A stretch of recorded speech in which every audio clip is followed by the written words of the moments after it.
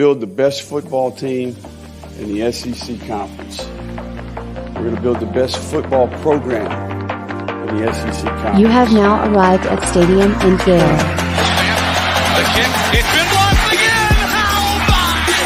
It's been blocked again! It's going to heat one deep down the field. It's going to be to the goal line. It's going to be gone! It's a touchdown! And the Gators have won the game! Tyree Cleveland! How about it? I can't believe what I just saw! Dropping back to throw. Thompson fires the ball over the middle. It's Dory! It's Dory! Got a touchdown! Dory's got a touchdown! Oh, man! Dory's got a touchdown! Ahmad Black, in his final game as a Gator, takes it all the way home and sends Urban out the winner. You have now arrived at Stadium and Gale.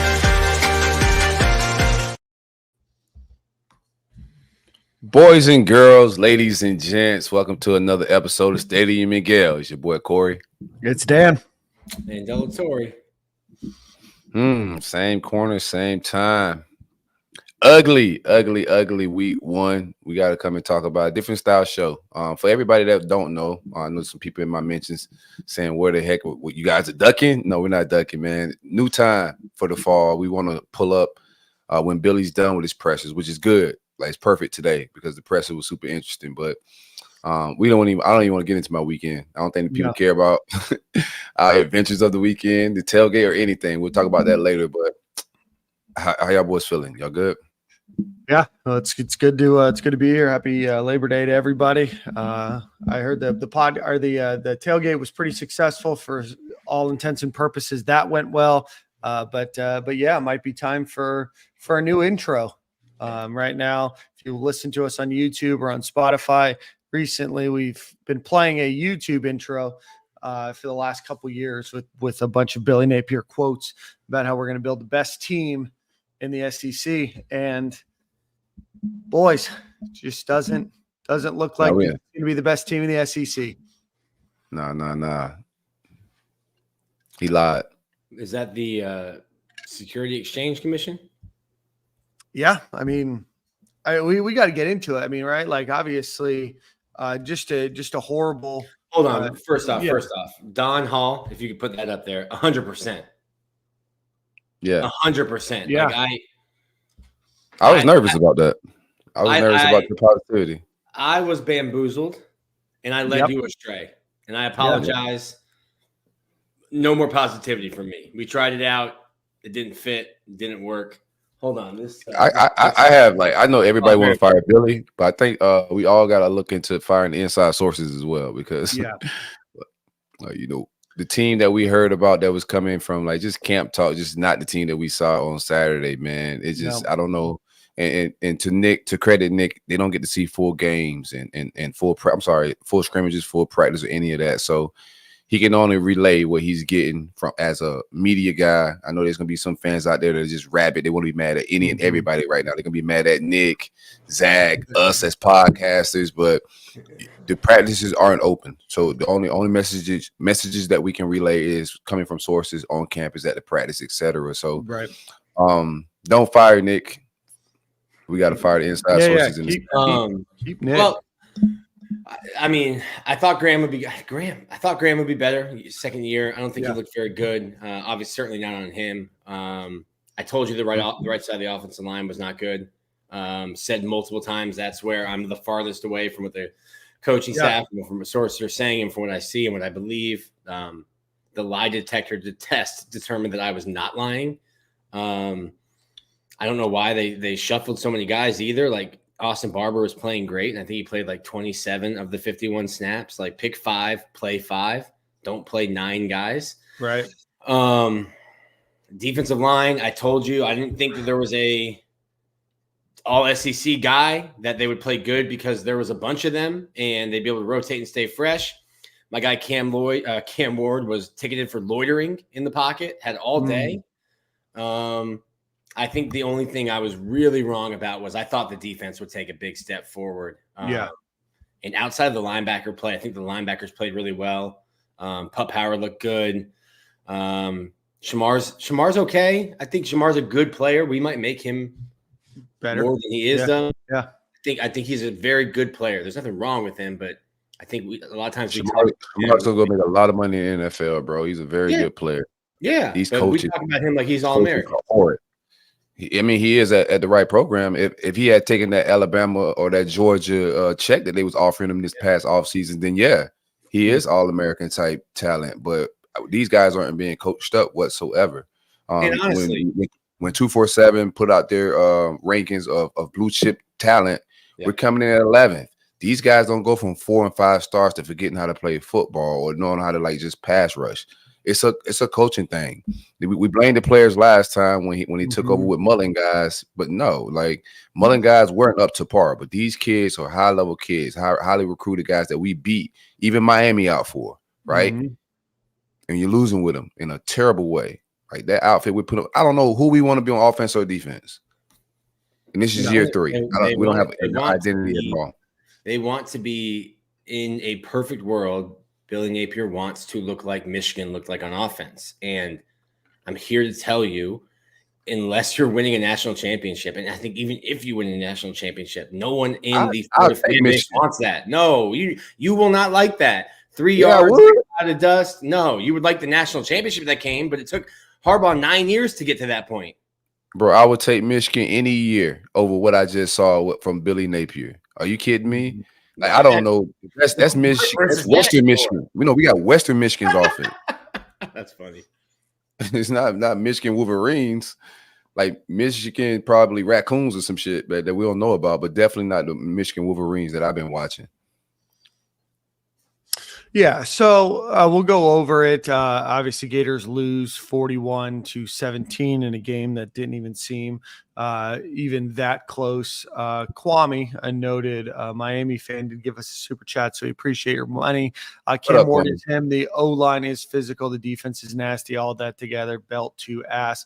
I guess before we get into anything, I mean, Cam Ward played a really good game. He had some great passes. He was able to move the ball. They were able to score on a whim, and Miami looked like the much better team on Saturday, right? So beyond just the fact that Florida looked bad, Miami did look good. So here's my thing.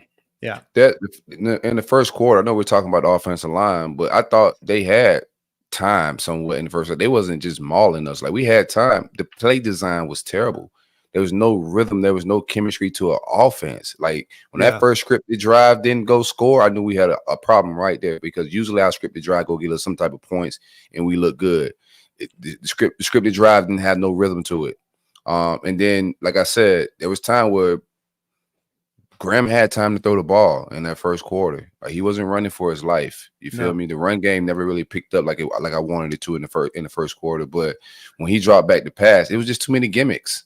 It's guys running sideways, all these handoffs, motions, smoke and mirrors, but it's just no meat to the whole dinner, bro. It was just all sides.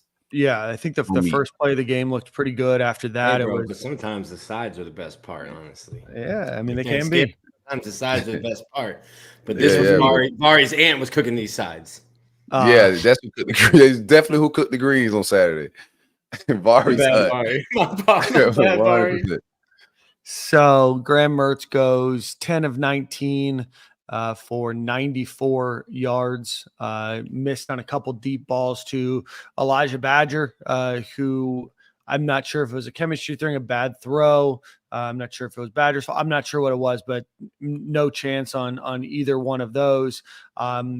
Probably went a little off script there in terms of trying to, I don't know if it's force those deep balls or whatever it was, but just didn't look like the offense was on the same page, and certainly not a great game for Graham Mertz, who then gets injured, is now in concussion protocol. DJ Lagway comes in and does throw an interception, but other than that, they do score a touchdown. I was able to move the ball with his legs too. So give me your thoughts just kind of on the offense, quarterback play, that kind of stuff. It looks the same. Same guys calling plays. It looks the same. I think I said once, or maybe I don't know if I wrote it or said it. I talked too much. I said that I thought Billy Napier needed to hire an offensive coordinator to save himself before DJ Lagway can take over and save Napier's job. Mm-hmm. They promoted Russ Callaway. I asked Napier today if he was calling plays, if Russ was calling plays, if it was collaborative. The answer was kind of, a jumble of words that didn't really answer it. Billy's calling the plays. It looks exactly like it did, and I don't know why. I didn't think it was going to look different. Also against Miami, because of that pass rush, by the way, which only had Ruben Bain for one drive. Mm-hmm. I thought Florida would go quick game. Yeah. Like Mullen when he went to Mississippi State in 2018. He knew that he had 4 savages on the defensive line at Mississippi State that were going to be drafted. Hey, we got to get the ball out of our hands quick. We're not going to be able to block them up front. Screens, slants, jet sweeps. Just didn't see it. They were definitely trying to go east and west, but Miami was able to cover sideline to sideline. It's just the offense we've seen. Probably should have expected it. Don't know why we were expecting, or if you were expecting, don't know why you were expecting something like completely different. No, wait. I think that there's talent at all the skill positions, from tight end to receiver to running back. Like, there's no question about the talent. The talent that offensive line was going to always be what we was watching to see if it got better. It's been heavily criticized, hasn't gotten any better with recruiting, development in any fashion. Offensive line is what it is. It's year 3. I don't expect any of this to get better. Graham Mertz is as well. I think he's just at his ceiling. He is who he is. There's no punches at him, nothing, to slight him what he's done for the university already. He did give us decent play last year, but he's just a stopgap guy. Do I think DJ Lagway was ready to go out there and start game 1, versus Miami in that front? No, I don't think so. But for the rest of the season, how that just played out, I don't know how the season. I just don't see a way where Billy survives. I'm gonna be real with you. I think Miami's like the 6th or 7th best team on our schedule. Like, I think we just look that bad, bro. Like, Miami is not the 72 Dolphins or anything crazy like that. We're just that bad of a football team. And I think the more we get into SEC play, this team is gonna get exposed more. And I don't see a way where he survives after that game right there. You're gonna have to see Lagway. We spoke in the offseason, and I said, how do we see Lagway? I said, this Miami game could be it. Like, if you lose that, and I expected to see packages. Why don't we see Lagway until this kid goes down? The offense wasn't moving. You should have had some type of packages that Miami just couldn't prepare for at all because they had never seen this kid before, or any of your planned attack with that kid. And clearly, when he got in, he could play. Like, he's ready for that level of competition. So they should have had packages ready for him. The lack of preparation and that capacity, the lack of game planning, imaginations. Like, these guys are young coaches. If you're a young coach and you're inexperienced, you got to have imagination. There's no imagination. This is plain Jane.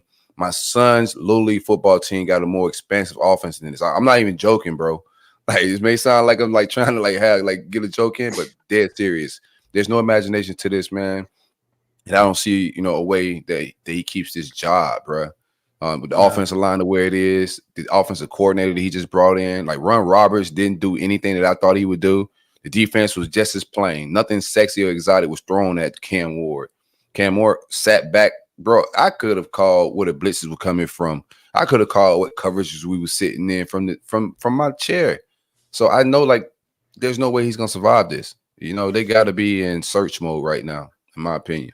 And the rest of this way has got to be DJ Lagway. Yeah, it won't be. I'm telling you right now, I'll be surprised. I'm saying I'll be surprised. The second, this stuff hasn't done anything that made sense. So I'm with you. Like, of course, they're not going to play Graham Mertz clears concussion protocol, he will start. And I think the worst thing that could happen almost to Florida, to Billy Napier right now, is where he is with the fan base. And I said on this show, you guys said on this show, if he loses to Miami, there is a section of the fan base that will not come back. And we thought that was a 10-point loss to Miami. Not lost to Miami. I was out Saturday. There is a large portion that I think a large vocal portion of the fan base that's out based on what you looked like against Miami. I think the worst thing that could happen, because like I said, Graham Mertz will start as soon as he's through concussion protocol. Worst thing that could happen is DJ tears up Samford. And by the way, Samford's just lost Stinks. to West Georgia. Florida. West Georgia or West Florida? Oh, West Georgia. Georgia, Okay. who started its football program in 1981, so it's 7 years older than me, and was playing in their first Division I football game. Just moved up to the FCS level and won. And don't be educating me on these little ass programs, Nick. But okay, so the worst thing that could happen is real quick. So is DJ tears up Samford, who's terrible, gets everyone excited. Graham clears concussion protocol. Graham would start against Texas A&M, right? And I can already read the tweets and the message board posts. I can hear them in my head. Yeah, I mean that's the safe coaching call to do. I mean he's not gonna bench that kid in that fashion. I don't know what he's waiting on to hit the panic button because it's time to panic, bruh. You know, I do think we're gonna handle Samford like a good offense for Samford. That's how he made his money. Like he out recruited the conference that he was in. He had more talent than everybody in that conference in the Sun Belt, and he dominated them by just out recruiting and evaluating that conference. Now that he got to get into his X and O bag, it gets a little bit more difficult when the talent is even. Like we just got flat out coached in every capacity. I mean, we did find a way to get 11 on defense the entire time. I mean, on special teams the entire time. So close to that. The Matt did his job on Saturday. Good investment. We'll use that for the next coach. Yeah, I mean, ultimately, just kind of going over some numbers here. Cam Waits scored a 0 in pass blocking at the right tackle position in 31 snaps that he had. Just overall, just not great. Best pass blocker, according to PFF, was Damian George, Jake Slaughter, and Austin Barber. On run blocking, it was Austin Barber, Rod Kearney, and Jake Slaughter, but none of them really had great scores there. From a rushing perspective, not really a ton to write home about. Obviously, you had the Montrell Johnson run of 71 yards that they ran one time and then don't think they ran again the entire game. But 11 rushes for 106 yards and a touchdown. Graham Mertz did have a fumble and an interception himself. But just overall, everything weren't able to get the tight ends involved, weren't really able to do much when it came to receiving. Elijah Badger had 43 yards. Eugene Wilson had 50. Khalil Jackson had 1 catch for 13 yards. DK had 11 yards receiving. I thought DK looked pretty good on punt return. But outside of that, just everything on offense was bad, right? And that's what Billy Napier was hired to be, was a former offensive guy. Well, Nick, that's at least the side of the ball that he was on as he climbed the coaching ladder, right? Like he probably got Billy Napier was not hired for his offensive prowess. No, but that's the side of the ball that he is on, and that should theoretically look better than it does.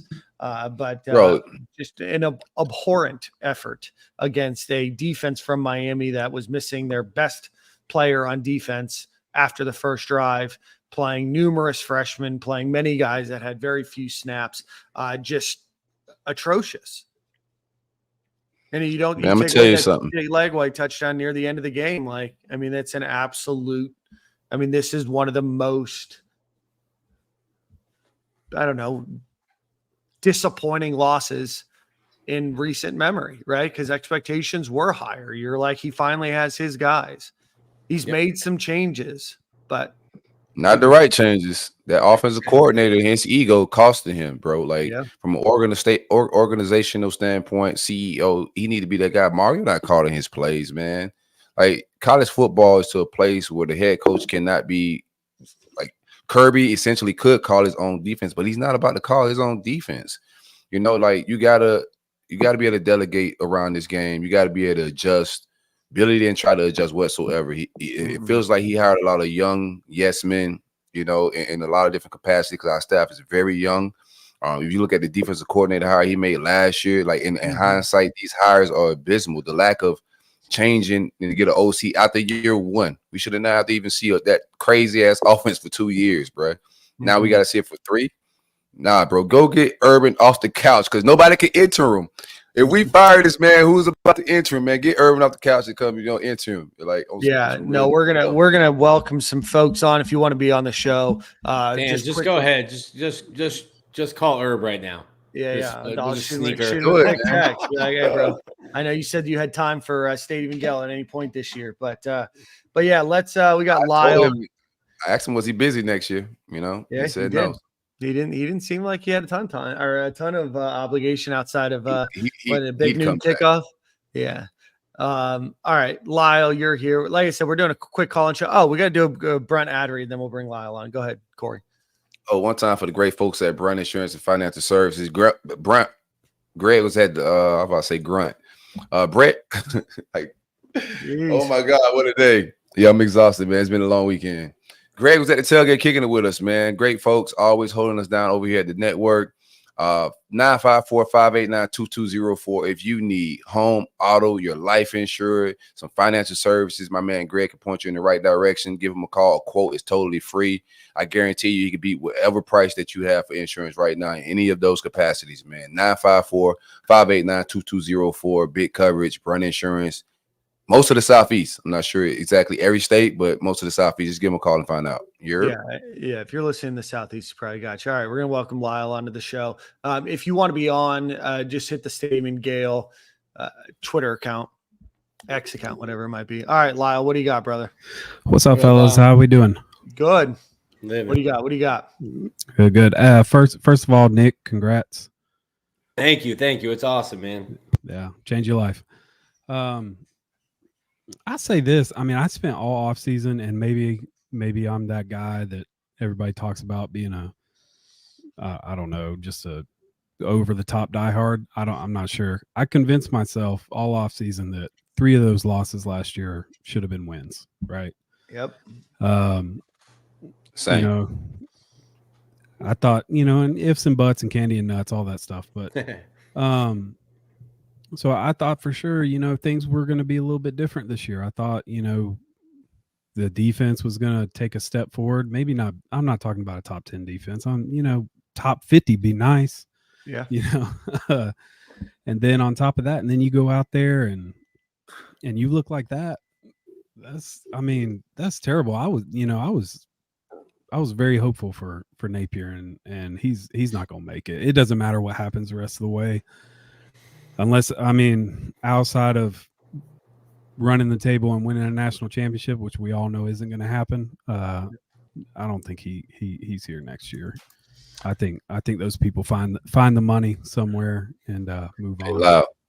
They loud. Them folks are jumping all over our statues and furniture out there, bro.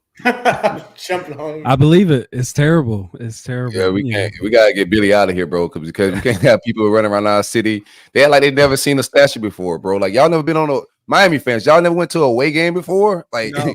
Be respectful, bro. Y'all. That's why nobody wants to do a home and home with y'all. Y'all don't know how to stay off like people's furniture, bro. I've seen somebody licking it. Because they don't play games at their own. They don't have a home University, you know what I mean? So their statues are safe. They just got statues like Dan Marino and they're putting their feet up on everyone else's couch because they don't have a couch. Couch, right? Yeah. And now that's the only troll we got is they don't have a home. Hey, we're gonna drive it into the ground, Lyle. To me, the really disappointing part, Lyle, and let me know if you feel this way. It's like you had 8 months to get ready for this game. You were hired. And I think it was Mark Long asked the question today if Billy now questions how he's gone about building his roster because he wanted to build it through high school and supplement through the portal. Mario and Dan's company, Life Wallet, went heavy into the portal initially. To me, it looked like a playoff contender playing an FCS team who was just there to get a check and play. And you've had the exact same amount of time as the guy you were coaching against to get your team ready and 8 months to prepare for that game. And then that's what it looks like. Yeah, it's pretty bad, man. And, I go back to last year's game, kind of the same thing. And really, it kind of makes you question the Utah game in 2022. Had they actually been prepared and ready to go for that game, is that game as close as it was? Probably not. Anthony Richardson, we all know he played lights out. You were either getting lights out or you were getting a dud. It was one or the other, right? Right. So I was upset after 2022, a little bit upset after 2023. At this point, I don't even want to watch. I don't even want to watch them play, man. I'll go watch good football. You know, that's what I want to watch is good football. I'm gonna watch these boys rain, sleet, or snow. I'm gonna watch. I mean, them I'm gonna play. watch them. I'm the same way. Yeah, So I feel you. I know where you're coming from, though. It's gonna be a tough watch, but I'm gonna watch like with hiring in mind. Like I got fresh lives on the way this winter, so I got that perspective. But I do want to see how the young boys play, because when the season start going bad, they're gonna start shuffling guys around. So I just want to keep an eye on who's doing what and how they're developing from that standpoint. And I cheer for the logo, you know, the colors and the school, not for the coaches. These coaches, bro, I'm so used to it. It's like it's just the next one, bro. I supported every Gator coach that came through that door. I'm gonna support the next one. Hopefully, we make a great hire. But I'm gonna watch these boys play football every Saturday. I'm gonna wait till 7 o'clock. Watch my guys play Sanford. This may be the only win, Lyle. Yeah, right. No doubt. There's a good chance we go 1-11. You got to enjoy it, baby. Like Nick always says, the people in Vegas don't build palaces because they're wrong. And I went against him, Lyle, like some kind of idiot. I went against him. I never bet against the house. I think it's the way we lost. All right, Lyle, we're gonna get you out of here. Got a couple people waiting. Right, but thanks for coming on, brother. You hopping in, brother. No problem. All right, Lyle. All right. I went against Vegas. We got Terrell White here. How you doing? Can you hear me? Yeah, we got you, brother. All right, so I just What up got with it?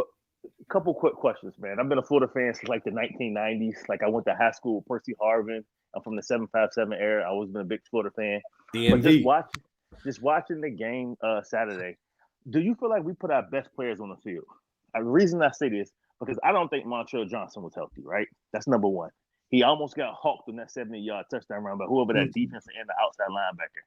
I feel like the JUCO transfer has a lot more wiggle, can get to the edge, and I feel like Jordan Barr has like shifty feet. His feet remind me of like Kelvin Taylor. We can jump cut, get to the outside, and make moves like that. Do you guys agree? Did you see that on the film or when y'all was watching the game? Yeah, I was surprised a little bit about Jacoby Jackson. Like you said, I think he's got that wiggle.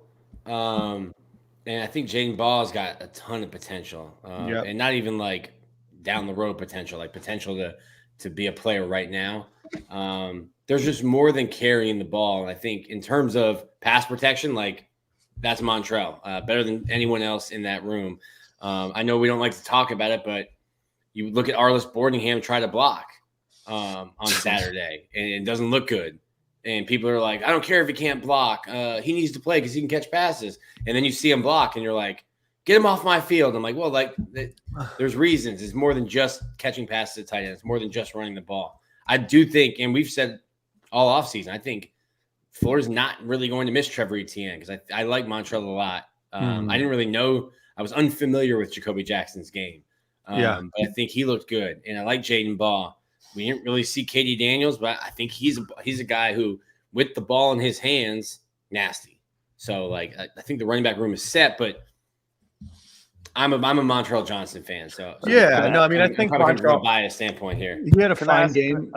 But there's only 22 carries by running backs in that game. Well, I lied. There was 18 carries by running backs in that game. So I think that I think Montrell probably still deserves the lion's share. I do think that there's reason to be impressed with Jacoby and Jaden, but when you're only running the ball 18 times, I mean, who do you take snaps away from if there's other components of the play that might be called? So that was tough, but I was impressed at least. That's the least of my concerns right now, I think.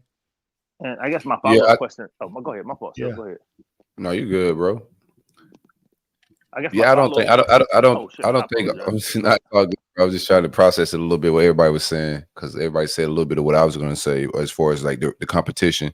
Running back room, I don't think Montrell's 100% healthy. I'm with you on that take. While he looked good enough to play, and you expect the guy who's been around the program that long, a veteran guy, to actually push through and try to play in a game like that. But I do think one of the hotter hands, one of the fresher legs, like that whole room could play. And if you're getting 1 yard in a cloud of dust, like get the ball to somebody else, see if they can spark something, because he's not 100% healthy. And they know that behind the scenes that he's definitely not 100% healthy. So I don't know, bro. Like I don't think competition is the thing is the issue on this team. I just think these guys aren't coached up well at all. I don't know what they're doing in practice, but this team is not coached up very well at all. The offense doesn't create space in any capacity for the run or the pass. It's a lot of like just dressing and like window dressing, but there's not a lot of, like I said earlier, meat to this, man. On the vertical offense is very uncreative. There's nothing, even when we go with our misdirection, it's not that misdirected. You know, it's just lacking. Is that ranch? Is that ranch offense? Just ranch light. Ranch light. Okay. Yeah. It's a balsamic vinegar. It's a fat-free ranch. Yes. No buttermilk. Yeah, it's an olive oil ranch. Yeah, for sure. And my last question is, like, I've listened to you guys. I listened to other Florida podcasts, and I heard so much about the speed and like the 10x1 guy. I'm not gonna say 10x1, but the 100 guys that we recruited, as far as like Aiden Mizell. I feel like Aiden Mizell should be running Elijah Badger plays. Those post routes should be Aiden Mizell plays, right? Even if moving forward in future games, if everybody knows he's a deep threat, at least you can use him as a decoy. He may pull a safety over the top or something if he catches a couple. Or like, why don't we use like Trey Wilson in the same exact plays that Restrepo gets, the little whip routes where he basically killed Asa Turner on that little 3rd and 5 and he took it for 20 because no one could tackle him. Where is the openness in the offense is my only issue. Yeah. Like I've always said, Florida, my entire life from the 90s to now, like defense was never what Florida was known for. Yeah, we had Charlie Strong, we had Will Muschamp, DJ Durkin, and Jeff Collins.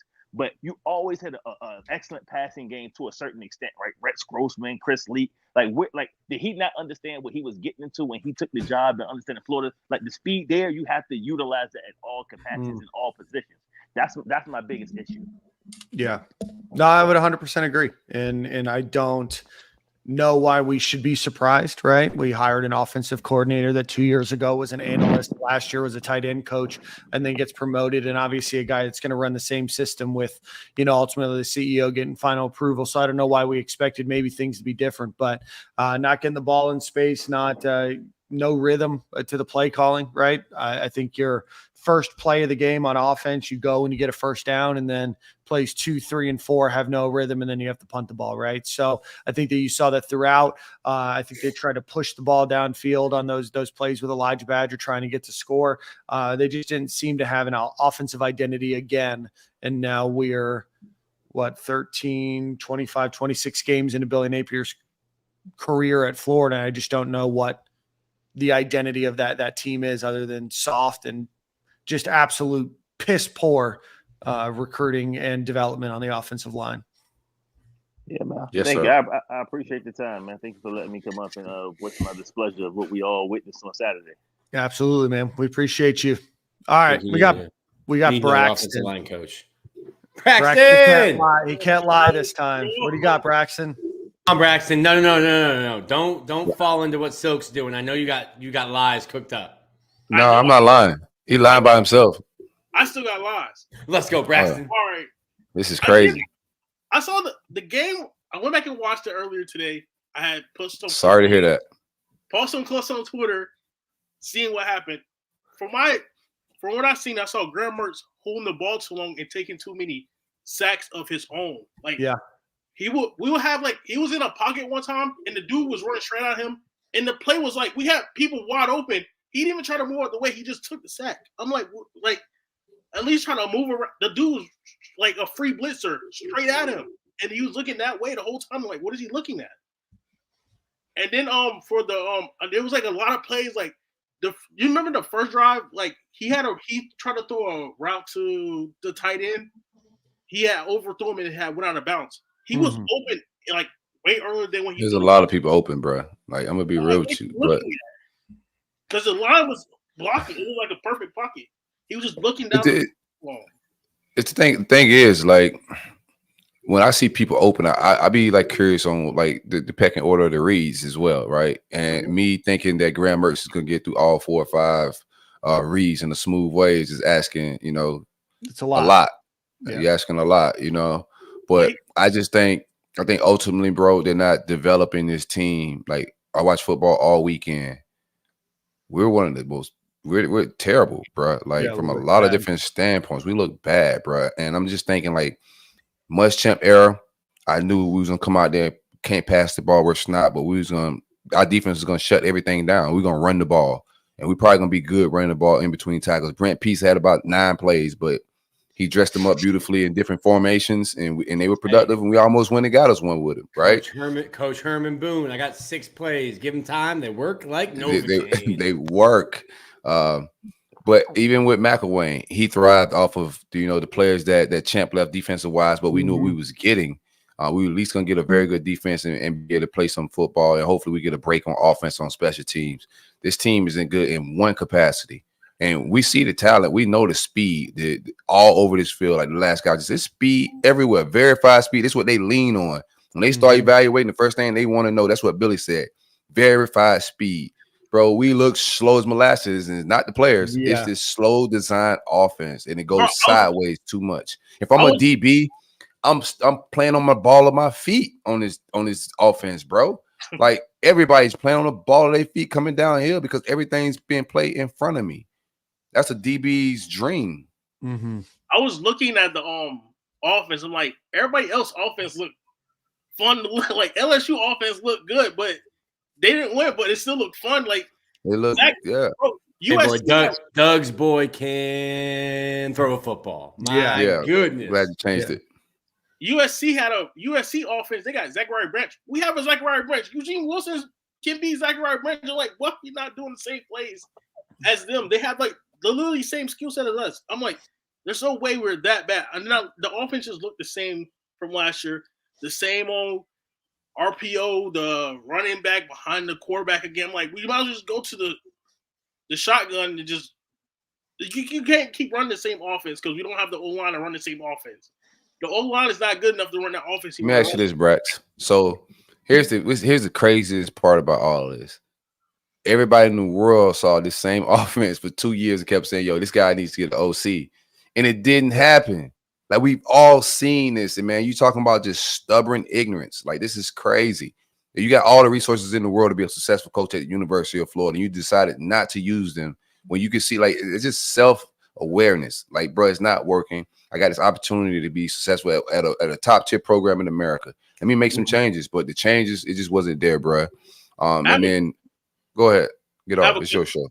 I'm looking at the OC. He's in the booth. You don't think he's calling no plays, or did he just copy the same play because Billy Napier to just say, yeah, Billy Napier moved me up. I gotta show my respect to Billy Napier, and he's scared to call some plays that's different from Billy Napier? I don't know if we know, right? And I don't know if we'll ever get an exact answer on what the OC is and who's calling plays or what percentage of plays are getting called.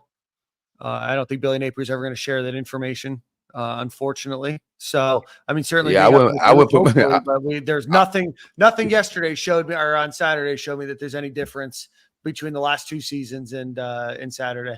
Because when DJ got in, the offense looked totally different. It was running slants for Eugene, and it was running the defense the offense looked way different. They didn't have like the same. Yeah. They were down 41-10. Yeah, and it was second team versus second team, and LSU's not really concerned if DJ Lagway throws for 150 yards during the last 7 minutes of the game because they weren't losing. Miami, sorry, got the Nussmeier still in my brain. Like I'm just, I'd rather lose like that LSU though. We got to score at least 70 points this weekend to give you back on the Billy train. Buddy, that's a good month. What do you mean? Bro, 70 points. We got to score at least 70 or 60 No, points. we can score 700. I'm gonna be ready. I'm looking for a new coach, bro. There ain't nothing he can do for me. Fire up the PlayStation if you want 70, bro. If we score 70, bro, we're going to win this. We're going to the playoffs. We still go to the playoffs. You got to win 9 games. We're going down the floor. Stop it. 9 games. You only need 9 games. Thanks for coming. Thanks for coming. Happy. Braxton's been at the pool drinking all day, celebrating Labor Day. Shout out to you, Braxton, man. You were able to touch some sand this weekend, and man, I appreciate you coming on the show. It's over, dog. Hey, Braxton, we still got baseball season, bro. Yeah, we're going to the World Series again. We're going to win that. Yeah, we got basketball. All right, Brax, hold it down, my boy. Appreciate you. All right, we got Trip here. Trip, what's going on, brother? How y'all doing? Good. What's up, brother? Good. I'm alive, brother. All right. So I guess like you guys have hit everything on the on-field aspect of our shitter on Saturday. It was just bad, and I honestly I don't think that there's much way that Billy comes back from this, at least with the fan base.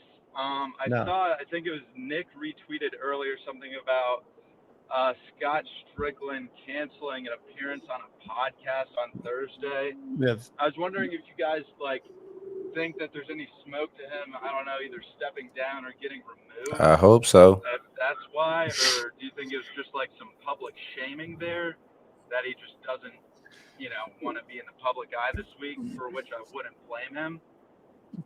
Yeah, I would imagine that Pat Dooley's probably not going to put Scott Strickland. That's whose podcast he's going to be on, Scott Strickland, into hot water just because of their relationship and the connection that Pat Dooley has there. I don't know if there's any other details that have been released or will be released. This is something that I said on a radio spot that I was on last week. I said the toughest thing that Florida can find themselves in is not frustration just with Billy Napier or him wanting to get fired or getting frustrated watching on Saturdays. It's apathy and people stopping to give money and people saying, hey, I want to start seeing a return on my investment, or people giving away tickets or stop going to games. When it starts to impact beyond just firing a coach, the financial impacts of it, that's when I think a decision will be made. And, Florida's got an interim president right now. Kent Fox came back with Ben Sass stepping down from his role. So I'm not sure if Kent Fox is in a position where he's going to want to make that call. By the law, he can. I don't know. But what I'm saying is I'm not sure if he feels like in the interim period that he has, if he's going to make that decision. I will say this, that I have been a Florida Gator fan for a long time, and I've been very connected to the program for, we'll say, almost 20 years now. I have never seen this much discontent and this much apathy in that time. So it'll be interesting to see what happens. But Scott Strickland certainly canceling on Thursday is not great for him. I don't think that he's been a very open and outgoing athletic director to the fan base for the last few years now, certainly with the donors he has. But I think that right now it's high time for Florida to start figuring out some solutions in their athletic department, because right now the last thing that you can afford is apathy in a state of NIL, in a state of needing vast amounts of money. I disagree, because I don't think there's apathy. I almost from stuff we're talking about, I think there's almost a rally of those boosters, not in Billy Napier's favor, almost in a rally of hey, if it keeps looking like this, the checks will be written and we'll take care of it. Yeah, it might be a little bit of that. What I saw was a completely dull crowd to start the game from everybody that I heard and what you could hear on TV. I heard Cam Ward say that Oregon was louder, USC was louder. I've seen a lot of people starting to look to give away tickets. It's not just apathy doesn't have to be a singular emotion. Sure. I think that you don't need just the big boosters, right? The Gary Condrens and the Hughes and the rest of those that are giving big money. Obviously their opinion is going to matter a lot, but it's your average fan that's driving up from Tampa or from Jacksonville or Orlando or South Florida, them stopping to come, them not going anymore. That I think is what is going to create a big domino as well. And I think that that's where we're at. We have 600 and some odd people watching right now. So maybe there's not as much apathy as I think, but that's where I think you could ultimately get. Maybe it's not today, but maybe it's in 5-6 weeks. Yeah, listen, I'm per my job on message boards and Twitter. We have not gotten to apathy. We are certainly still in anger. We have not gotten to apathy yet. It's tough. I didn't see that game coming. I didn't see that outcome. And there's probably a million ways to lose a football game. And the only worst way Florida could have done it would to have been shut out. Yeah. Outside of not scoring a single point, it doesn't get any worse than what you look like. So I understand the anger. And I asked players and asked Billy multiple times all year. I was like, do you know what this game means to the fan base?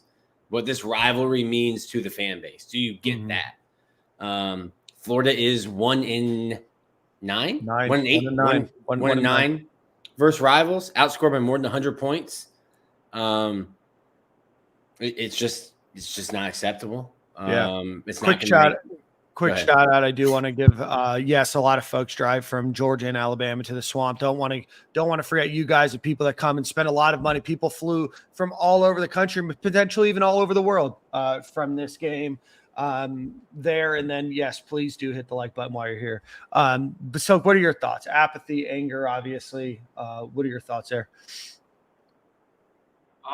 You're on mute. You might have been checked out. Hello? Oh, no, my bad, man. Nah, get me a coach, bro. Like, I don't have, like, just get me a coach. Man, I mean, you could feel it, bro. I didn't go inside the game, so I watched the game from the tailgate. And, you know, at halftime, when the game still wasn't completely over, I was surprised how many people were leaving and going to cars, just to be real with you. So I think people are just fed up, man. It's just like, I don't even think it's just to the Napier thing. People kind of fed up with just the entire process, man. We're rotating coaches, and there's not a lot of success. And each time that we fire a coach, we all start lying about these big names that are coming every time. You know, like every single time we fire a guy, it's going to be Chip Kelly. It's going to be, you name it. It's always a big name that we never end up getting. So like, I think fans are just fed up with that, bro. They doing this process over every 3 to 4 years. A lot of people like didn't ignore red flags with Billy. People just are tired of this same process. And they want to see success because, like everybody's saying, they spend a lot of money to come to these games. People are passionate about this, this team, this game. You know, like it's deeper than just like the score on a Saturday. It's a prideful thing. And after that game and what we saw on Saturday, it was a lot of like prideful things. Like I said, them jumping all over statues, the way it went down, the way we lost, the way they was approaching the recruits, leaving the stadium, like all of that, bro. I just think it's struck a chord that he just can't come back from. And I think they need to be active right now with trying to find a replacement and getting that conversation going. I don't care. There's no such thing as too early, in my opinion. So I just think like the way this is all went down, I think people just tired of doing this process and they need to go get a home run hire, a big name that has been successful already, that has competed at the highest level already. No more projects, no more. Let's get behind this guy and rally and see what he could do and build something. No, bro, go get a proven coach. Spend money because fans spend a lot of money to get to this stadium and the support. Like the 93,000 is like the Popeyes, bro. The Swamp was like the Popeyes lady this weekend. Remember the Popeye when the chicken sandwich came out and she was tired because she had made chicken sandwiches all day? That was the Swamp on Saturday. Well, here's the other thing. I can't carry this guy anymore. Because Dan was mentioning that. Did you went into the stadium? So no, thank God I didn't, bro. Because I would have been hot. What? So sitting in the stadium, like, and the student section always gets mad at me because I tweet that they don't show up on time. And listen, I get it. I was a college student and I would show up on time, but definitely drunk. Everyone was there early. The place was good. There was a vibe. There was electricity in the stadium. Miami wins the toss, defers. So you're quiet now. And Florida goes 5 and out. Miami goes down the field and scores. Florida goes 3 and out. The stadium was just waiting for a chance to get involved in the game. And Florida refused to allow the fans to do anything. Montrell Johnson goes for 71. The top blown off the stadium. It's alive. They're ready for it again. Miami methodically drives down the field and scores. The Swamp was trying to make an impact, and Florida would not allow it to happen. So I'm tired of carrying the load, man. Yeah, I was there. I actually drove down from Virginia for the game. Still on my way back, so I was like thoroughly disappointed. Like, I mean, in years past, like we didn't really get taken out of the game ever that I can remember, let alone 5 minutes into the game, at least from a fan base perspective. And that was like really disappointing for me. You know, I mean, I'm driving 10 hours each way to, go see the Florida Gators. And, I was hopeful. I was drinking the Kool-Aid all off season. Same. And I don't know. I fully convinced myself that, if a few things go our way during the season, that we could have a resurgence, maybe not a 11-1, 10-2, but at least an 8-4, something to give us hope, something to, build on for DJ next year. But I mean, at this point, I think we do have to start looking somewhere, and I don't think it should be from the power or from the group of 5. Mm-hmm. I'll tell you what, though, I love Jamie Chadwell at Liberty. Man, get that the hell up out of here. Listen, no, bro. Hell no. Hell no. I get it. Since I've been here, this is my 12th season. It's my 4th coach. No. Florida coaches have the career span of a 5th round drafted running back in the NFL since I've been here. I get it. It's not a place to learn. I'm just saying I like Jamie Chadwell. I'm just not telling saying you that's going to that's go no over inside like information. a ton of bricks, That's no inside information. I'm not saying that's the guy. I'm just saying. I'm not saying that I don't think that Jamie Chadwell couldn't be a good coach. I'm not saying that there's not the next great coach somewhere that's in the group of 5 right now, or at a smaller Power 4 school right now. But if Billy Napier gets fired and Jamie Chadwell gets hired, I mean, Viking hat, baby. We might just need to fold up the podcast. Stadium and Gale LLC is just 100%. We got to focus on new things on Saturdays. All right, Trip, we're gonna let you go. Drive safely, brother. We got a couple more people waiting. I appreciate it. Yeah, bro. Appreciate you. All love. I do want to hit a couple super chats before we get in there. JP, man, I appreciate you. Big super chat here. Might be a long season, but I think the boys are going to snap back. Sometimes you got to get punched in the mouth. Let's see how they respond. Outright embarrassing showing, shaking my head. Nick, congratulations on the beautiful addition to your family. Many blessings. Thank you so much.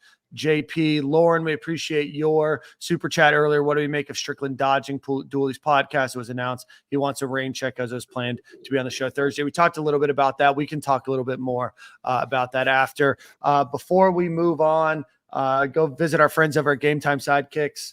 You get a beautiful cup. A bunch of new stuff out there, SEC cups, UF cups, a lot of different stuff out there. Go check them out. Use promo code Stadium15 at checkout. Get you 15% off of your order. Again, GameTimeSidekicks.com, promo code Stadium15.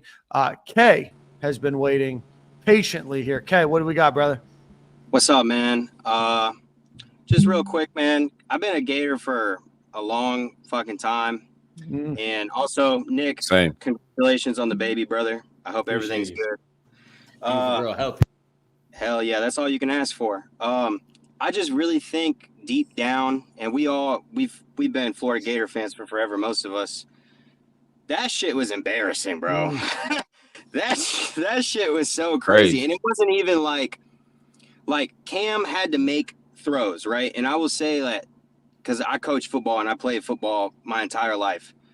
He made some really good throws in that game. Like, you can't take that away from him. I will say that. And the defense was in position a lot of the time, way better than last year, to counteract those throws, like to make the tackle right there. And even Pup and fucking Shamar James were playing their ass off.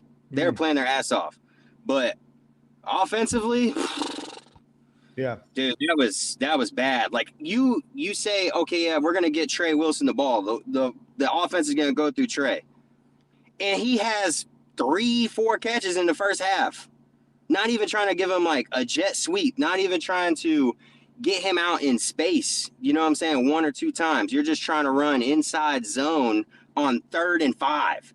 Why the fuck are you doing that? Sorry for cussing. No, it's the setup for the 4th down. That's why they ran the inside zone on 3rd and 5, so they could set up for their 4th down conversion. But the thing is, and the tendencies, like everybody in the world know that's Billy's philosophy and tendencies right there. Like any decent coach know, okay, this 3rd down, that they're most likely going to run this because they want to go for it on 4th. Like, I would teach this all like camp or preparation leading up to this game. Situational football. Like, this is what this guy normally does. This is their tendencies on 3rd, short, and iffy situations where they may want to go for 4 downs. They're going to run the ball 9 times out of 10 on that 3rd down. Yeah. And it's soft football. Bro, go get to the sticks, man. Like, why put your team in losing situations? Like, try to avoid those situations. But you don't trust a 5th-year, 6-year quarterback. Play the young boy. I get tired of these coaches around the country playing old quarterback they don't trust. Have some balls, bro. Like, Nick Saban had a old quarterback he trusts and benched him, a Heisman guy, and benched him for a freshman. These guys have old quarterbacks that they don't trust, and they try to hide the offense around quarterbacks. No, play the young boy if you don't trust him. You could, like, cater a real soft offense around him and grow with him, but I don't want to vent, man. It's your session. Go ahead. My bad, bro. I didn't mean to take over. No, you're good, bro. I feel the same way, man. Like, and I won't even say Graham is bad, bro, because without last year, bro, if we didn't have Graham, like, I don't even know what happened. I'm super grateful for him. You know what I'm saying? But I think that the offense, like, and I feel like there's a lot of pressure too. Like, they were probably, like Billy said it all off season. We want deep passing plays. Like, we want to stretch the field. And I think Graham was just looking down the field, like just waiting for people to get open. Yeah, he was just trying, but that pass rush was just getting back there. And I don't even say like the left side of the line doing their job, doing great. But Cam Waits, dude, that was a stinker. Yeah, he was getting bullied the whole game. I'm like watching this. I'm like, I don't know if I've ever seen somebody get a 0 on PFF for block. Yeah, I mean, I've never seen that before in my life. 0 is crazy. That's tough. Yeah. Turn it into homework. Turn it into homework and get a 0 back. That's like impossible. No. Like listen, bro. Give me a 0.1 for handing it in. Like, yo, I put my cleats on. I can't get a 0.2 for that. One for each. Showing up. Yeah. And I just don't know, like if we do start over, right? Honestly, like, I like Billy. I think he's a genuine dude. He reminds me a lot of like my high school coach I had. What do you like about him at this point? I like when people say that. What do you like about him now?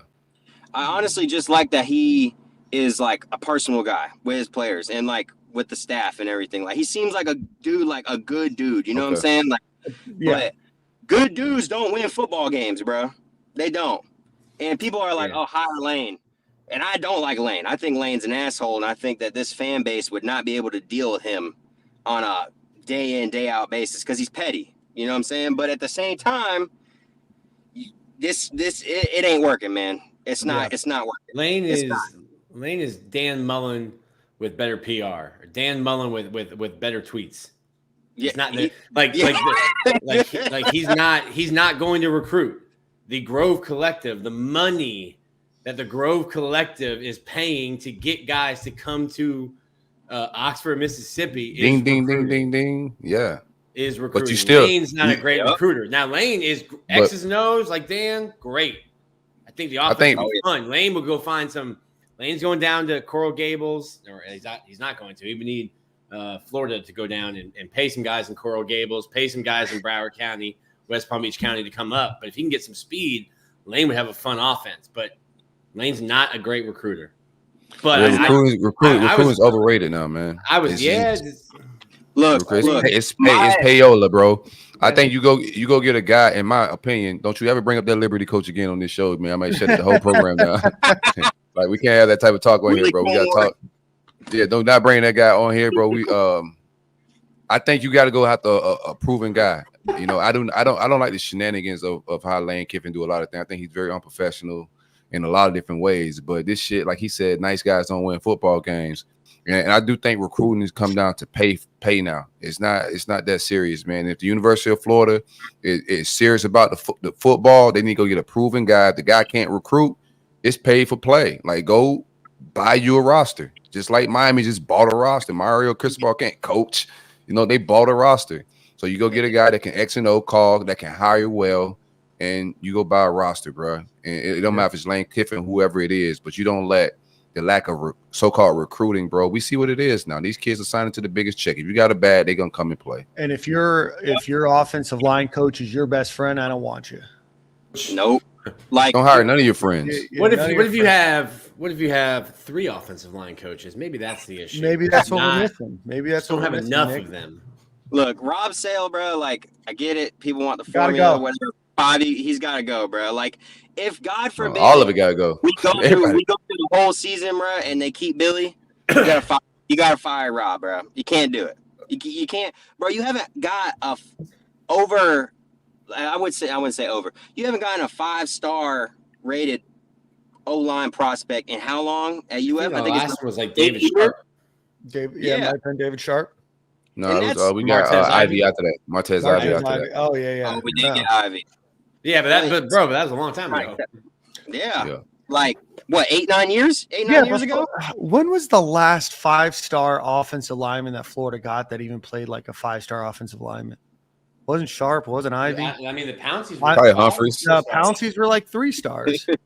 No, one Pouncey was a high 4-star. Or a DJ 4-star, the Humphrey other one, yeah. Marquise was a 4-star. Mike was a 3-star. I don't even remember the last highly rated 5-star that we had that played that well. Whatever it is, Florida's trenches on both lines of scrimmage got absolutely mauled this game. Yep. Not just And the only offensive line. The person- defensive line was just as bad as the offensive line. Yeah. Like, I would say, like, Boone in the beginning of the game, like, he was getting some decent push. And then after that roughing the passer call, it was like he was fucking invisible. It was like, damn. Like, where did he go? That was a bad call, but it don't even matter. It was a bad call. Brad The Mercer, push too. was going crazy. Yeah. But I'll say this. I won't keep y'all too long. I know there's more people in here. The hot board is up. And honestly, Who you got, cuz? top 3, here we go. You ready? You might not like it. Lance Leopold at Kansas. He turned that program. They were the butthole of their conference. So Silk's gonna kick you out of here. You say Jamie. No, I got. Don't say Chadwell, bro. We got to. No, not even close. Who you got? You guys need to put some respect on Jamie's name. Lance Leopold. I like Leopold though. I talked very positive about Leopold last year. I like his offense. You know, I don't know like if because a lot of his culture. I don't know culture wise if he's a fit. But go ahead. Who you got? Lance Leopold. If UF boosters are really for real and they're watching this, go get Ryan Day. He's a proven winner. He can't beat Michigan. Can't beat Michigan, right? But like I said, if your pockets is deep and you really want to win, you could go get Ryan Day. Like, hey, like, look, we got this. All right. It's hard to leave Ohio State. I ain't with you on that one. What you got next? I'll say this about Ryan Day. If Ryan Day does not win big this year, I think Ryan Day will be looking for a new job. And just throwing it out there, I know that there is interest to coming to Florida from Ryan Day, and I know that there's interest from somebody else at Ohio State potentially coming to Florida. But I don't know if the fan base would want that either, right? Hell no. I mean, look at this. But I get Brian Hartline the keys to my offense, bro. Hell no. I mean, just think realistically, the names that are out there, who's Florida going to go after? And then historically, who are they going to go after? Jamie Chadwell's one of them. Lance Leopold right now turning around Kansas, but like still under 500 in his career, right? Like fans often lack perspective, right? So if you're like, hey, Lance Leopold had a great year this year, goes 7-5, and you're like, dude, that's great for Kansas, but he comes to Florida with a record that's one game below 500 as a winning percentage. Like, I mean, that's the predicament that Florida finds himself in, you know? Yeah. Here's the thing. Whoever they hire has got to be dynamic, big enough a name to keep this roster in check. Like the days of you being able to go make these petty hires and not worry about mass exodus, them days are gone. Like players could bolt now, and they're getting hit up right now. They're tampering with our roster right now. I can guarantee they text you that. Trey Wilson right now, like, "Hey, bro, we got triple figures for you right now to come down here and play football." The tampering. Yeah, I think this thing is Lane Kiffin a bust in my opinion, bro. If you're trying to keep this roster intact, bro, if you don't, because he's got that. The players know who he is, like straight up. And anybody else, I think those other names could be some good X and O guys, but you'll be right back to a rebuild. I think a lot of players going to vote. Could get Lincoln Riley too, or Dan Lanning, but Dan Lanning not leaving Oregon. Dan Lanning just turned down Alabama. Listen. No disrespect to Lincoln Riley wanted to come to Florida 2 years ago. I don't know why they told him no. I don't know why they told him no. Like that's not like that doesn't make sense.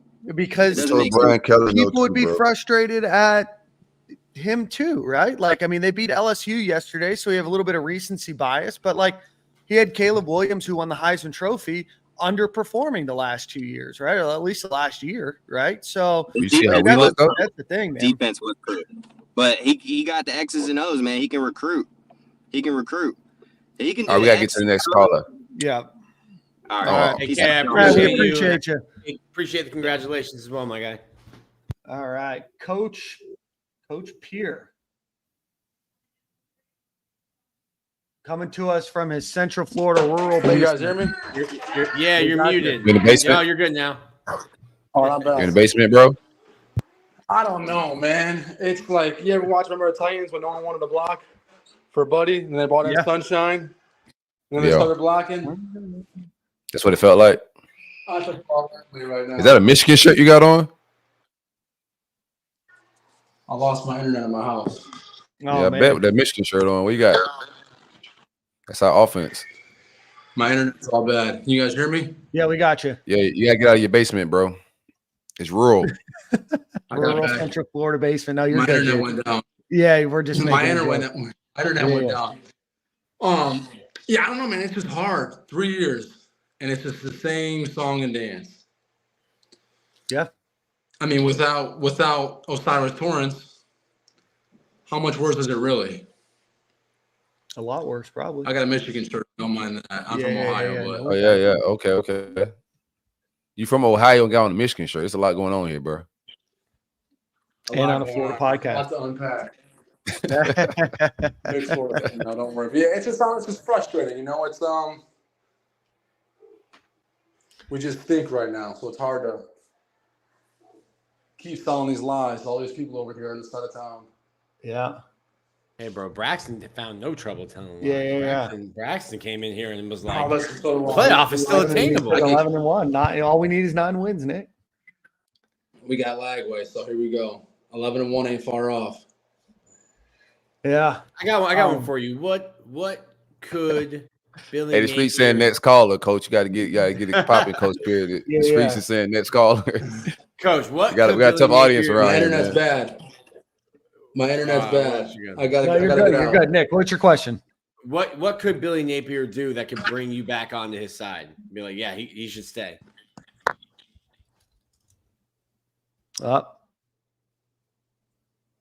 Nothing, Nick. All right, we got Charles.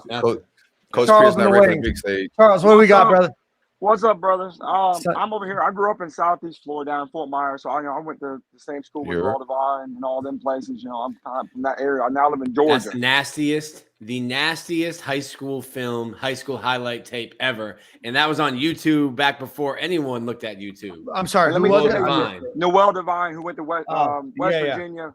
I know Noel. Yeah, that guy right there. It literally, as good as he was done so dirty by North High. Because it was literally, all right, turn the ball, hand off. Yep. And he still made it big and screwed Deion Sanders out of money. And that makes me happy as all get out.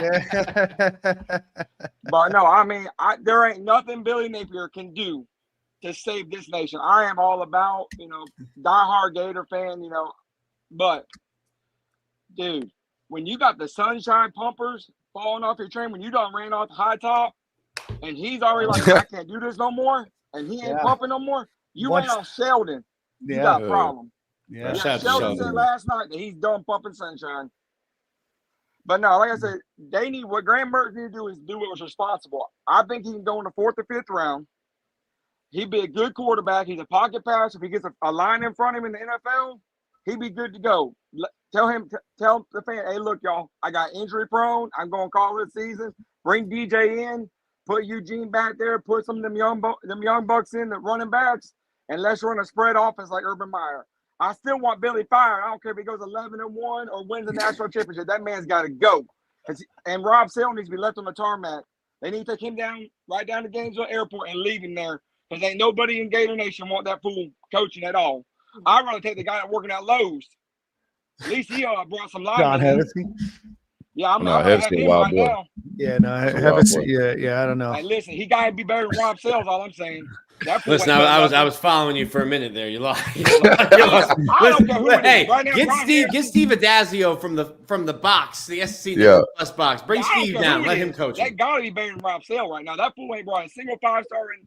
We got 2 5-stars that went to Miami and made us look stupid, and because we didn't get them. I mean, come on now, Mark. Man, that joker down there is an insult to us. Then go over there, have them players insult our fans, and Katie Turner got to stand up and be the Gator inner to defend the recruits. Man, y'all, this place is pathetic right now. I hate it. I'm with you, bro. They was all on our furniture. Yeah, bro. Same here. Like from a lot of disrespect was going down. We got all this money out here and all this. We built these big old multi-million-dollar facilities. Oh, we gonna fix this. We gonna fix that. Urban Meyer did with the whole have nothing. Steve Spurrier did with nothing. I mean, he had the same old rugby behind rooms underneath the stadium, and they both won national championships. I mean, come on now. There's got to be something going on. We need to leave Strickland, Billy, Sale, all of them right there on tarmac, right now in Gainesville, as far as I'm concerned. And I thought it was hilarious that Billy really thought that there was a basement in Central Florida. Come on. Yeah. It's a pool, baby. That's a pool. You dig down, you're hitting water. Exactly. But y'all be easy. I love y'all's show. I'm loving it. I really do. I enjoy all y'all points of view. Keep it up. And by the way, we need to get some Pouncey twins back down there to do some coaching. Oh no, they might. They're living big in Fort Lauderdale, baby. Living big in Fort Lauderdale. Yeah, they're doing all right with their whiskey. But y'all be easy, guys. Yeah, appreciate you, Charles. No Thanks for problem, coming, brother. No coming on the problem, show. Jeez Louise, pause. All Man, right. Yeah, that's crazy. That was Pouncey crazy, would yeah. have Kodak at practice off the Black and Miles and some cognac for sure. You know what I'm saying? Like practice would definitely be lit. I think it's just crazy. You're muted, Nick. I think it's crazy to think about. Billy Napier said, and we all talked about, this was the best team he's ever had, and they got absolutely just brought to the woodshed by the number 19 team in the country. It is. This is the best roster he's had at Florida. That's facts. Yeah, and he got absolutely taken to the woodshed by the number 19 team in the country, right? It's not like you lost to the defending national champions. Maybe Miami's good. Maybe. We won't find out. We won't know, right? And like I was asking some of the writers, I was like, what are like the rest of the tough games? They were like Louisville. And I went, what? Like Louisville, Florida State. I was like, that was the list. And you're gonna see some of those terrible teams play Miami way tougher than we did because we're just not a good football team. That's what you're gonna see. You're gonna be like, everybody's gonna be comparing this. The fans are gonna compare everybody that faced Miami for the rest of the season. They're gonna compare them to Florida, and that's gonna be the barometer for a lot of different things. But I think we'll find out what both programs are. I don't think we're a very good football team, and it just showed from top to bottom. It's one thing when you lose a football game and it looked like competence, but when you're just getting manhandled as like scheme wise, coaching wise. There was whenever we blitzed, they already was throwing what we blitzing from on corner blitzes. There's no time where we reacted to something or counter reacted with anything we had going on. We didn't have plays that bounced off other plays. Like the play actions never made sense. Like nothing, there was no rhyme or reason for anything on Saturday. Like the one caller was saying that the defense played well. Like I just don't think they did, man. There were some bright spots there. Yeah. With the linebackers, and of course, like there's some times where we should have had coverage sacks. The DBs played well, but from a total standpoint, the scheme was vanilla. And the little success we got early, the few success we got early, you saw Miami adjust to it. Our coaches never adjust to a thing, not one single thing. And that's just like you can't. I don't see them surviving, bro. Every coach that we facing are better coaches than what we have. Yeah. I think from a staff position, and this is rare with Florida. There's very few times where people just have completely better staff than us, and this is one of those times where I think every staff we face is probably better than us. Yeah, I think there is a path in terms of wins and the way that it looks that Billy Napier is still your coach. When in 2025, I think you need to beat A&M, Mississippi State. I don't see Florida beating Tennessee. I've never at one point this offseason said I think Florida's going to Knoxville winning. Coach Nico's that dude too.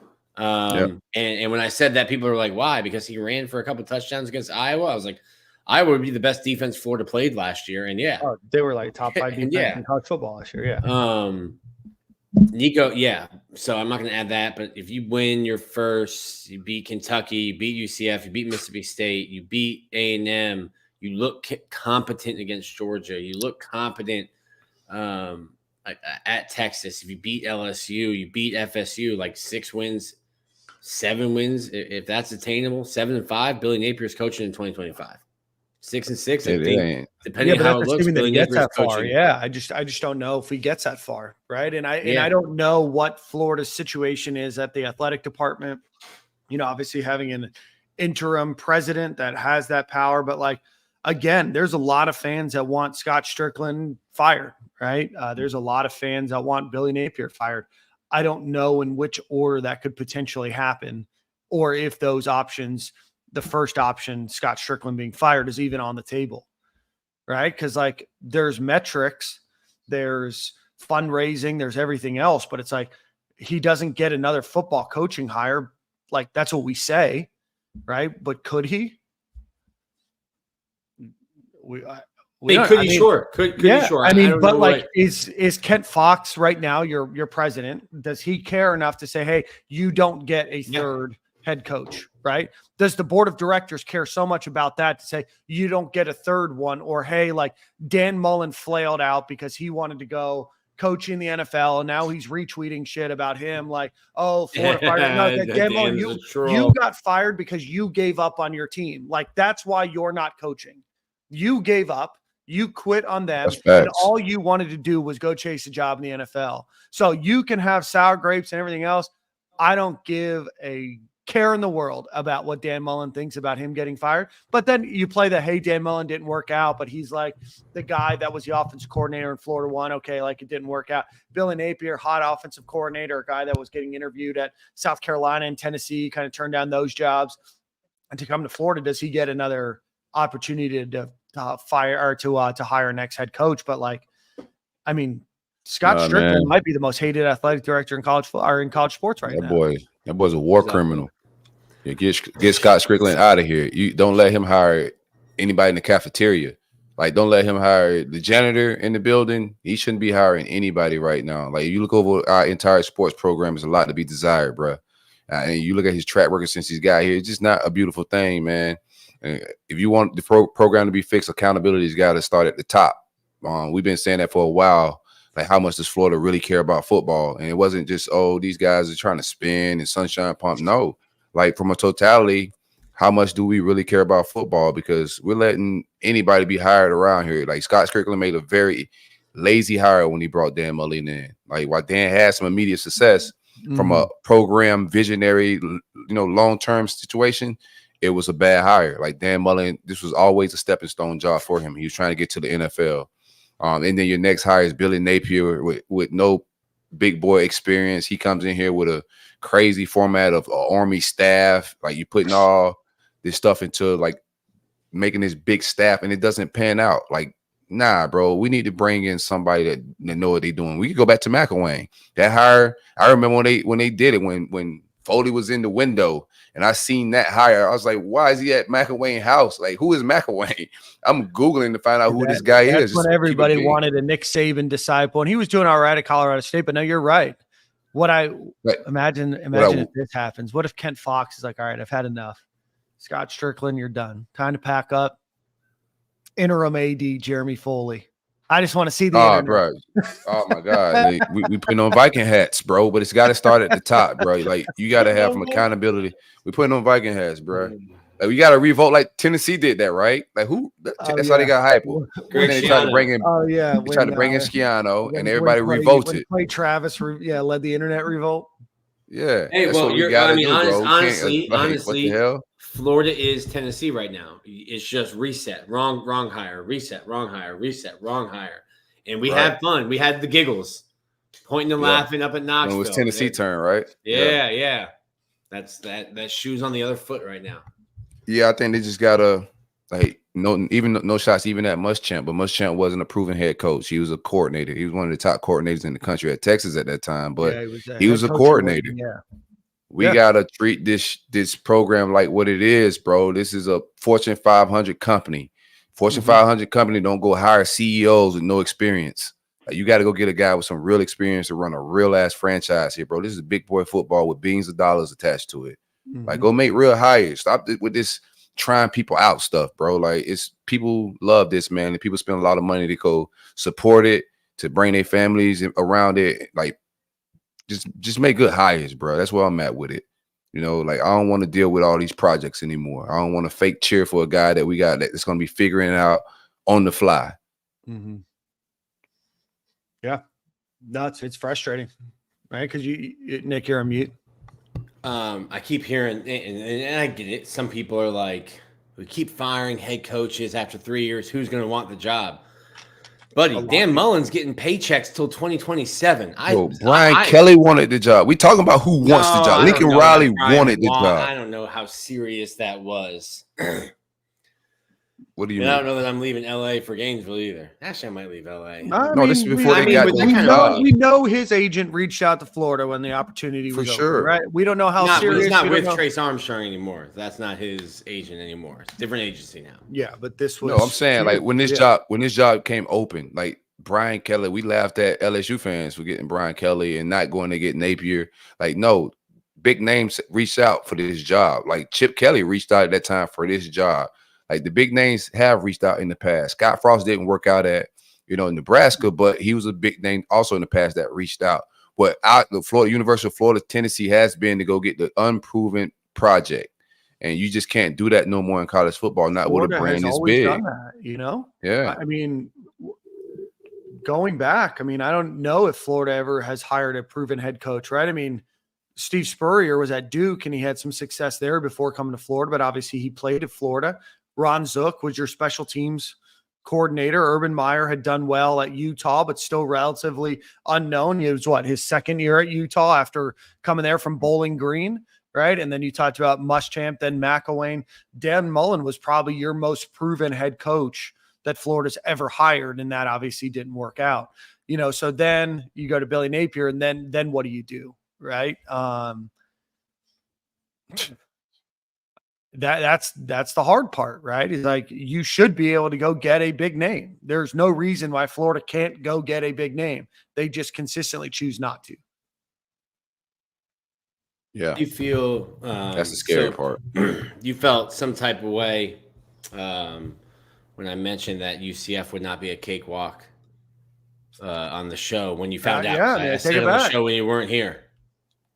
You think I'm not gonna lie about you? I'm still gonna lie, man. You still about to catch these hands. Like a lot of teams on our schedule, we're gonna lose to, but we can't just be folding to UCF. We'll see what's up with it. We'll see how many games they win. I'm not confident about this team in any capacity, and it's not the players on the field. I think we're a way more talented team than UCF, but these coaches aren't good coaches. They need to go back down to Louisiana and get some more reps because this is big boy football. There's no way they prepare for 8 months. They're going back down to AA. Yeah, there's no way they prepare for 8 months, and that's what we saw. Like, yeah, I'm sorry, there's no way they're locked in.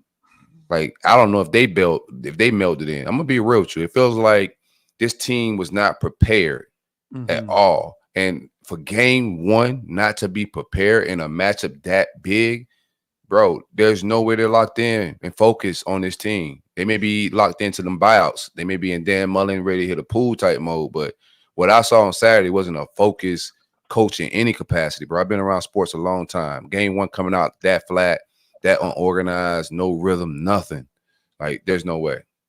I think the practice, whatever they're putting out scrimmage-wise, the clips, like it's a lot of orchestration going on, just like the spring game, in my opinion. But there's no way this team is really battling and competing and working on real football for and come out that flat. I just don't see it, bro. I'm tired of ranting. My bad. No, it's just frustrating, cuz. Yeah, no, we appreciate everybody for watching. While you're watching, make sure you hit the like button. I appreciate Miami fans giving us super chats. We'll just throw that up there. Miami's legit this year. Appreciate your money. But all the Canes fans, he's charging back that $5. Yeah, 100%. You can take that up with YouTube and your credit card, not with the Stadium and Gale LLC. Yeah, it's a lot of work for $5. Like disputing that. No, I mean we appreciate your money though. At the end of the day, we are a show that is being open and honest about where Florida's at right now. So it's disappointing. Definitely not the conversation I thought we'd be having a week ago. Here's what's funny. Like this Miami fans in the comments saying they think they delusion. They have money to pay Lane Kiffin. Bro, you really think that University of Miami has more money than the University of Florida? And you think Lane Kiffin been tweeting about the Florida job for all these years, why he's had the Ole Miss job for no reason? You think he's trolling Billy Napier, who's not a coach he plays on a regular for any reason? Nah. Of course he wants the job, bro. Of course he wants to come to University of Florida, this rich state, of talent. Well, he ain't got to be in. I'm not saying Mississippi's no slouch and they got to bag themselves, but if you think Florida job is not enticing to Lane Kiffin, and if this staff or this administration had the balls to get him, it's poachable. It will happen. Yeah, 100%. So here's the issue. Ole Miss very well could be a playoff team. They could be playing into December, into January. For sure. So if that's your guy and that's who you want, when do you get Lane Kiffin? Logistically speaking, he's not leaving Ole Miss if they're in the playoff to come start recruiting for Florida. You just wait it out. This is a long-term move. You can't be hasty about what, like you just got to wait it out. And Lane, your guy, they're not going to telegraph that to everybody, but we'll kind of like, I think if it's Lane's to do, it'll be kind of publicly and people will know.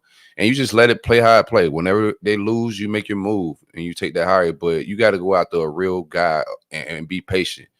You just can't keep resetting this thing, bro. And I think you can't go with an inexperienced guy. You got to go with somebody that can keep the roster intact, that has experience building rosters, that has won at a high level, that has offensive experience, a track record of winning NFL and college, bro.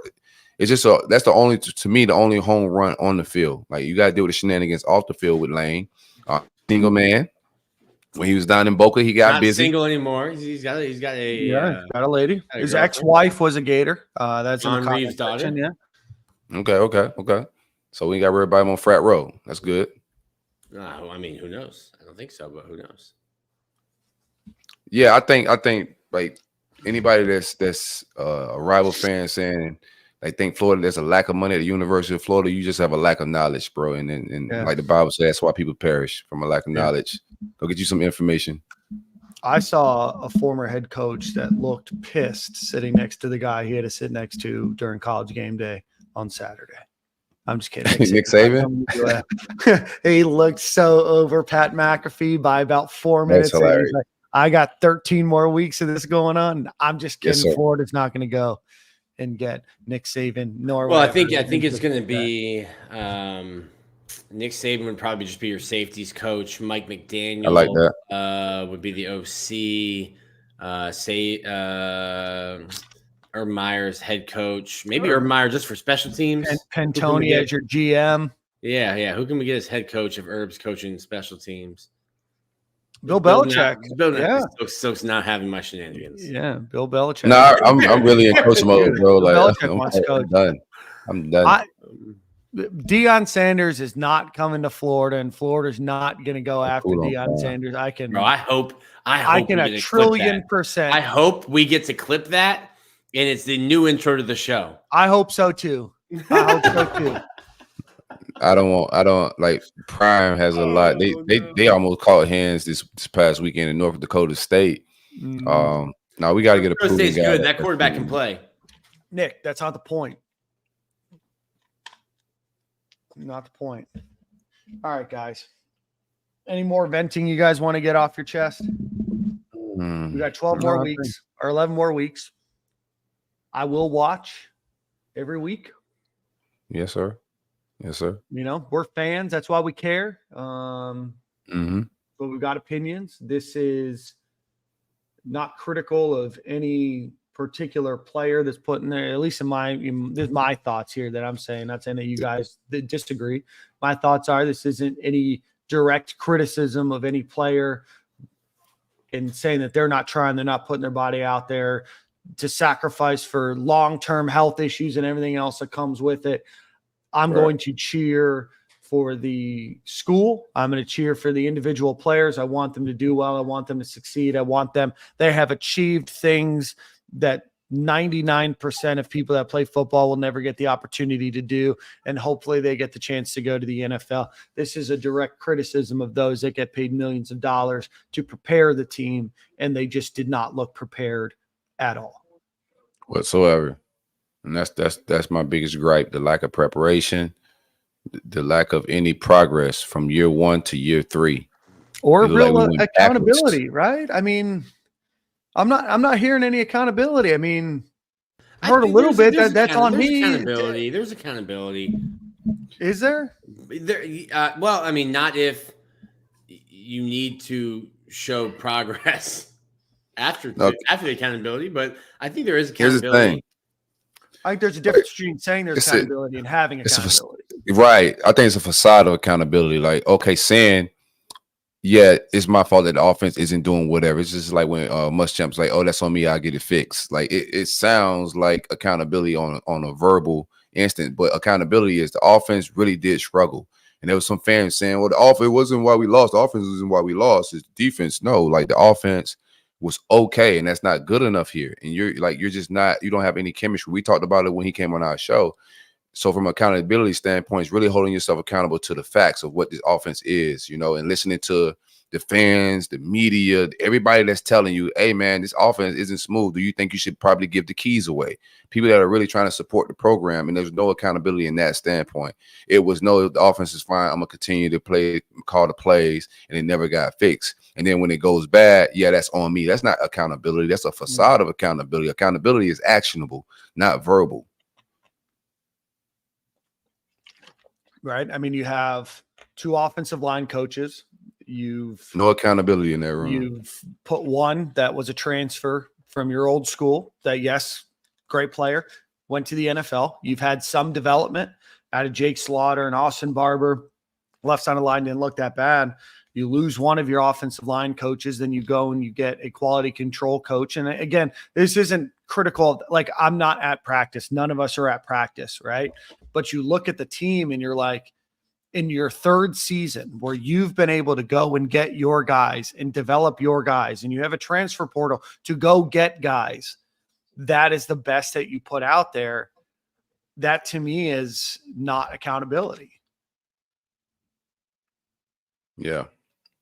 Big lack of accountability. Q Lee puts up Swaggy P level shots in the gym in the comments every week, and then we give him a chance to come on and speak his mind. Oh, he said I'm cooking. Shout out to Q Lee, bro. I like Q Lee. Still just there. Q Lee, we had a link. You could have come on. You could have come kick it. You could have saved your fingers from texting. Yeah, it's a big lack of accountability. Is like what Dan was saying. In the O-line room, we all knew there was a problem. 2 offensive line coaches. We talked about it from recruiting, development, and every standpoint.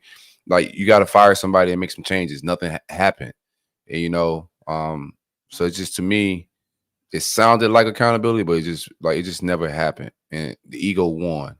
And in college football, you got to be like water. You got to be able to change, make changes on the fly, whether it's halftime, in some point in your coaching tenure. But there were no real changes. It's like we've been moving to, you know, or reacting to everything. It was nothing progressive in it, or just initiated in our standpoint. When we went and got new coaches, it was because somebody left. But like, we should have fired some of those guys before they even left. Right. So I don't know, bro. Like, it's just, those are the we had to react to the strength and conditioning coach like leaving, and everybody was saying, "Oh, the new coach is fine." No, bro. Like, we're reacting to a lot of things, bro. Like, and we seem like we're always behind the 8 ball. When's the last time we had real good news, like a real good win? It's been a long time where anything good has really happened that we can, like, substance that we can celebrate, not a commit, like real things. Utah game how long ago? Yeah, I would say Tennessee last year. Yeah, the Tennessee game last year. There was some excitement, and then that balloon got deflated. The next week against Kentucky? Correct. So now the Gators sit at, there's no line for the Samford game, but I believe they are underdogs, or at least the ESPN FBI has them as not favored to win a single game for the rest of the year. Not saying that Florida's going to go 1-11, but that's where Florida finds itself today on your best team that you've had. Could things change? Absolutely. Right? Will the team that played on Saturday look like that all season? I hope not. Right? In the reverse of the Kodak. But it could. Like, I mean, we said we would rather, well, I said, Isaac, I would rather play Miami in game 1 before we played them in game 6 or 7, because I thought that they would get better. That team might be a playoff team. That team could go very far. We don't know. We'll see. But we got absolutely torched the entire game. In fact, the only highlight that I can remember outside of the DJ Lagway touchdown, the Montrell Johnson run, was Rocco Underwood going and making a tackle downfield and then standing over him like, dude, we're down by 28 points. Let's just run back to the sideline here. But those are the highlights that I remember. No, I lied after Shamar James. Yeah, I started lying. I got crunk. I was lit at the tailgate after that pick. And then we got 3, and I was like, all right, we got a real problem here. Real problem. After turnover like that, you got to get 7 at home, man. The Miami fans in the chat, why do you guys just need to go like Eminem 8 Mile? Like, it sucks that your stadium is 45 minutes away from your campus. It sucks. Don't defend it. Like, it sucks. Yeah. But also, now's your time to talk. You won in Gainesville in an actual stadium on campus. Like, but I find it so weird that they need to like defend the fact that they don't have an on-campus stadium. No, we can't even go disrespect their facilities like that. We can't go stand on. We got to disrespect Dolphins. Yeah, I do want to give a trailer with my mom. We had 2 super chats. D this a long time ago, 342 MF dollars for this game. I've had enough. And then well 32. UCF is now favored in our game. See ability. That's kind of what I was getting at before. Like when we talked about apathy, like we were having this conversation on Saturday. It was my friend Allie Gardner's birthday. She played softball at UF. She had a bunch of Gator fans over at her house. I was like, going up to Gainesville now, if you want to go and stay in a hotel, it's a 2-night minimum. Your cheapest hotel is probably $600-700 a night. For a decent one, probably, at least $500 a night. So there's $1,000, right? You go out to dinner, you tailgate, do all that stuff, add another $400 in there. Now you're at another $200. So now it's like $2,000 just to go up at a minimum to go up to Gainesville for the weekend. Like, does that start to really play into effect, right? And like then the Gainesville economy gets into, some tougher situations. And then all of a sudden, Gainesville starts to fall. Then there's, warfare, and then ultimately ends in nuclear war. That's what happens here. So white boy beers only. That's funny. That's funny. Hey, I'm from South Florida, baby. That's not Hard Rock. That's Joe Robbie. It's pro player. They can pay whatever they want. It's always Joe Robbie to me, baby. Watch the 97 World Series one there, Dan. Tough way. Tough last 48 hours. Silk. Canes, Cats, Heat 305 said I sit in the 72 club in the shade with food and drinks and games, sitting with students in the sun. Just up your money and buy better tickets next time. All right, guys. Any other final thoughts before we get out of here? Nick, you have song of the week. Yeah, I got that's already locked in.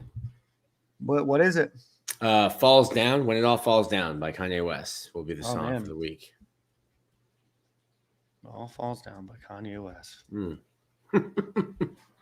All right, guys, we're going to do this same time next week. I expect a Gator victory over Samford. If not, yeah, we'll be talking. We will do if Florida loses to Samford, we will. I don't do coaching boards, hot boards until it's a job that's open. Yeah. If Florida loses to Samford, we will do a coaching hot board for you next week. Absolutely. Well, it's a great show. Appreciate everybody for watching. And before you leave, make sure you hit the like button, hit the subscribe button, hit the share. Thanks for all the callers that came in. Let's do 2 quick ad reads. Forgot to do them. Home Field Apparel. Go visit them. Best vintage logos in the game. Ton of products out there for the University of Florida and about 100 different other schools, including Miami. For those Miami fans that are listening, you can use our promo code Stadium and Gale at checkout. Yeah, you're welcome. And then finally, go visit our friends over at Alumni Hall. If you're in Gainesville on Archer Road, or go visit them online at alumnihall.com. Anything that you'd want for Gators accessories, anything tailgating, T-shirts, polos, golf tees, golf balls, anything that you might want for University of Florida football, as well as any sport at the University of Florida. Quick, I'm him. Super Chad, whoever the new head coach will be, will have to bring his own quarterback because Lagway is gone 100%. So yeah, players come, players go, man. You got a program to run. So new coach, you got to go get them a quarterback or whatever it may be, if that's the case. But players come, players go. But at the end of the day, you don't have a coach, you don't have a program. Straight up. Yep, absolutely. All right, guys. Well, we appreciate everybody for watching, everybody for contributing. Thanks for all the super chats. We will see you guys next week.